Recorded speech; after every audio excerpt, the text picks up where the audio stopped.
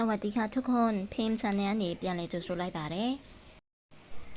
ဒီကနေ့မှာတော့ได้ရတယ်ဆိုတဲ့စကားလုံးနဲ့ပတ်သက်ပြီးတော့ထိုင်းလူပေါ့နော်ဘယ်လိုနေရာလေးမှာအသုံးပြုသွားလဲဆိုတာကိုအနည်းချင်းလာရောက်ပြောပြပေးတော့မှာဖြစ်ပါတယ်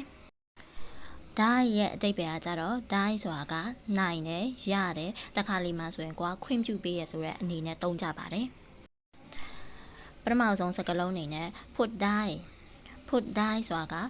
put ဆိုတာကစကားပြောတာ die ဆိုတာကရတာ put die ဆိုတာကစကားပြောလို့ရတယ်ပေါ့နော်ဒါကိုကျမတို့စာကြောင်းအနေနဲ့သုံးကြည့်ပါမယ်ฉันพูดภาษาไทยได้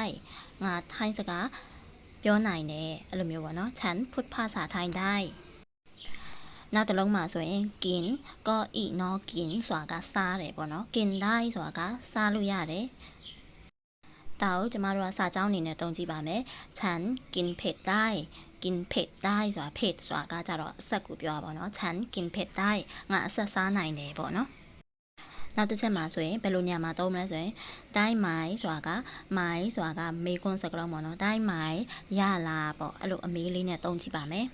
။နောက်တစ်လုံးမှာဆိုရင်မိုက်ได้ဆိုတာကမိုက်ဆိုတာကကြတော့အငင်းစကားလုံးဖြစ်သွားတယ်။မိုက်ได้ဆိုတာကမရဘူးပေါ့နော်။ဒီကနေ့ဗီဒီယိုလေးကိုဆုံးအောင်ကြည့်ရှုပေးတဲ့အတွက်မို့အားလုံးကျေးဇူးတင်ပါတယ်ထပ်ပြီးတော့ share ပေးပါအောင်နော်